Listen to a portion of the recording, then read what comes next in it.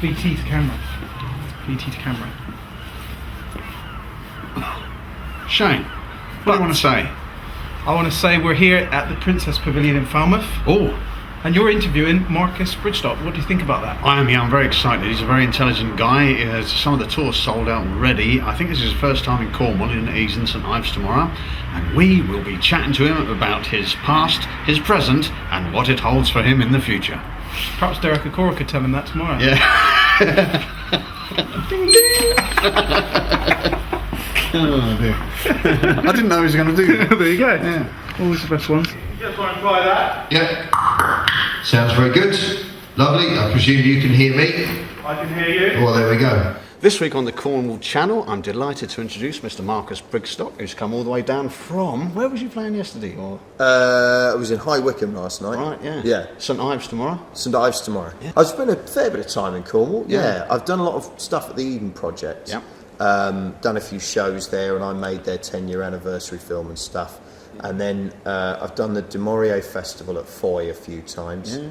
I've got mates in Port Isaac and stuff. So yeah, I get down here as much as I can. And you went to school up in England, up in Devon. Up in England. I love you people. Yes, yeah. I did. I was briefly at school in Devon. Yeah. For a few years, just near Honiton. Yeah, fantastic. Not the best time of my life, I'll be honest. Oh, I'll leave that then. So the best time of your life, I've been researching you a bit today, was Yeah. obviously this podium dancing up in London. That was the high point, I would say. That was a very weird existence, because I was working on an oil rig Right. in the North Sea, in the Cromarty Firth. And in my time off, I was a podium dancer. I read that and I thought that's a Yeah. wind up. Yeah, no, Shall no, I ask? Or- No, none of them are wind-ups. In fact, I've never done the show based on those stories, because I've always been a bit like, I don't know, comedians who only talk about themselves are a bit weird, you know. Yeah. Anyway, I have reached an age now where I feel okay about going, well, actually, I have had quite an interesting life, what with one thing and another. So that's the next show I'm writing now. It's about that, some of those stories. I was working on an oil rig and being a dancer. I was effectively living out the plot of Flashdance. Right. Living the dream. Living the That's dream. it. See, What a feeling. I can't believe how young you are. And my missus says, you can't ask him that. That means he looks Yeah. old. But I mean, you've done so much in the last 10 Yeah, years. it's been great. You know, I'll be 40 in a few weeks actually. It has. It's been amazing. Yeah. I have done a lot. You I have? have. I suppose I started early. In terms of doing things, I started quite early. And then I didn't go to university until a bit later. And it was really Bristol University where comedy kicked off for me. I met Dan Tetzel and Danny Robbins, who I still work with, you know, after all these years. So that's where it all kind of kicked off. So when you write a classic joke like the Pac-Man one-liner, Yeah. you said that after that you had the afternoon off. Yeah, sure. Do you want That to joke- tell us that one? It's still a great joke, isn't it? Yeah, that was part of a routine I used to do about computer games. And actually the first thing was about being influenced by computer games, but being influenced by Pong. And I used to run from one side of the stage to the other going, beep, Yeah. beep, and everyone hopes for the double beat, the beep, beep, like that. And then I stopped and I went, just ridiculous, people saying we've been influenced by computer games. If we'd been influenced by the computer games from my childhood, we'd have to run around in a darkened room munching pills and listening to repetitive music. It's a Like this, classic. right? And I was really chuffed when I came up with it. It's now been credited to the CEO of Microsoft, I Right. think, Yeah. and Nintendo, and like everyone's had it. I think Bill Gates has been credited with that Oh, right. particular Yeah, quote yeah, as well. I've so heard it's been around. that's, yeah. Decent joke. It's a fantastic joke. See, I used to be in a band, and if it was going wrong, I could blame somebody. So, I mean, you've got to go up. It takes a lot, doesn't it, to stand up? You must It know does it's the good. first time you do a new show. Yeah. That's like standing in front of an audience, standing on the edge of a cliff and just falling. Yeah. And you're basically saying, I make it explicit with the audience. I say, look, I've written some stuff. I'm hoping it's strong enough to break my fall, but most of this will look like what it is, which is me in free fall, just bouncing off the rocks of unfunny.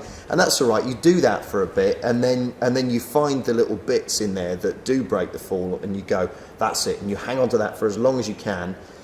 get as much from it and then let it go and fall again into the next set of ideas. Yeah. And audiences, when you preview shows, they get that. They know about that Yeah. relationship. But it is scary then. Once you've got your show up and running, Yeah. then the only things I'm scared about are actually technical things going wrong. Like for me, if a stage is too high, Yeah. that's a real problem, right? Because my stuff is quite political. I'm very opinionated. Yeah. If I'm standing above you, Yeah. telling you Right. like this, it's Yeah. not nice. No. If I'm beneath you, or Yeah. at least the same level as you, Right. then it's me just having a chat, and I'm the same as you. Yeah. And so I like a show where I'm as low down as possible, Yeah. because it stops me looking like a big posh pompous prick, Right. which, you know, I'd like to avoid if I possibly can. I mean, I am one, Apart but from Giles. Exactly. But if I can avoid that, so then there's like little technical things, or you know, the nights where, for lots of reasons, sometimes it's a quiet night. Yeah. It's full, and it's quiet, or it's a bit, you know, not that many people, but they're really up for it or whatever. Those are the problems with it. But I mean, if Yeah. you can't enjoy telling jokes and messing around with a few hundred people who've come to do exactly that, then you're wasting your time. It's really. a dream job. It's the best job it must in the be. world Yeah, that yeah. I could possibly imagine. And you know, from the first time I ever did stand up, I had that feeling, albeit only in the last few moments Yeah. on stage. The first bit went really badly. Yeah. But in the last few moments, I thought, if I can do this for the rest of my life, Yeah. I'm happy. Yeah. So, would you try out a few gags with your mates round? Do you sit round and have a drink? No, and, I used to, but I think it's rude. As a stand-up, it's rude. If people feel you're testing jokes on them, Yeah. I think it's a big imposition. Yeah. So, no, I tend to save it for the stage. Right. I might talk to my girlfriend Yep. and say, I've got this idea, what do you think? You know, or maybe mention it to someone, but I'd never, like, do a routine on someone. I'd just take an idea and throw it in and see what happens. Yeah. Tell us about your mate David Blaine. Oh, God. You had Well, a bit that of- was a sensational moment for me in lots of ways, because David Blaine rocked up in the UK and he was doing his thing of putting himself in a glass box above the Thames. And it was at around the time that apathy was a big issue in the UK. People were saying, oh, everyone's so apathetic. And throughout his 40 days in his glass box, 24 hours a day, people showed up to shout abuse at him. Right. And I just thought it was the most beautiful proof that there is no apathy. Not when the British have the chance to take the piss. Yeah. We will show up in force and we'll make it happen. Chuck eggs. Yeah. I actually went and I had my video camera, and the only footage I've got of him is having a pee. Oh, really? Yeah, he's got the You towel see? around him. You Yeah. see, that's what And I'm people thinking, wanted to see. What are we doing here? Look at Yeah. that. It's weird, wasn't it? It was weird. I mean, I don't really like magic anyway. Right. And you know, mumbly magicians, Yeah. which is what he is, Yeah. you know. He's- Just annoying, you know. I mean, that said, I play cards with two fantastic magicians, really nice blokes. And when they've done close-up magic and shown me stuff, I've been blown away. Right. But I know that David Blaine used some camera tricks, and once you do camera tricks, like, well, anyone can do that. We could hit pause now, I disappear, and then hit play again, edit it to make it look like this seat just emptied itself and then come back. Any fool can do that. So, yeah, I didn't like him. Let's clear that up. Let's Yeah. clear David Yeah. Blaine up. Right, I've got to mention, have I got news for you? Oh, yeah. I love That's it when fun. you want.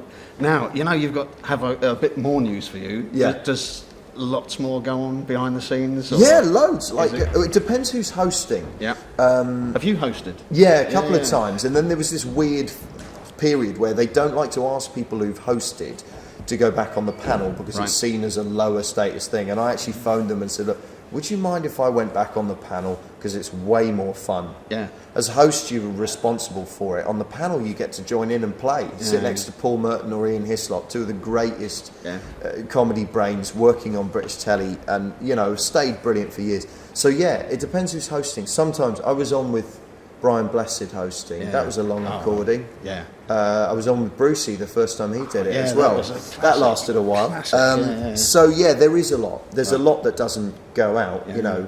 A good recording of Have I Got News For You lasts about an hour and 10. Right. And they broadcast half an hour. Yep. And then the extra is whatever it is, 40 Yeah. minutes or something, isn't it? So, yeah.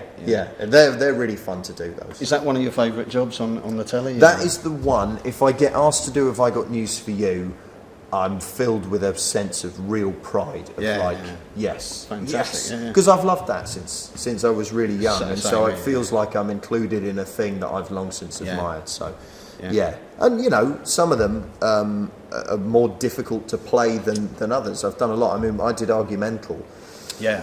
on Dave with Rufus Hound, and we just had a blast. Yeah, you know, yeah.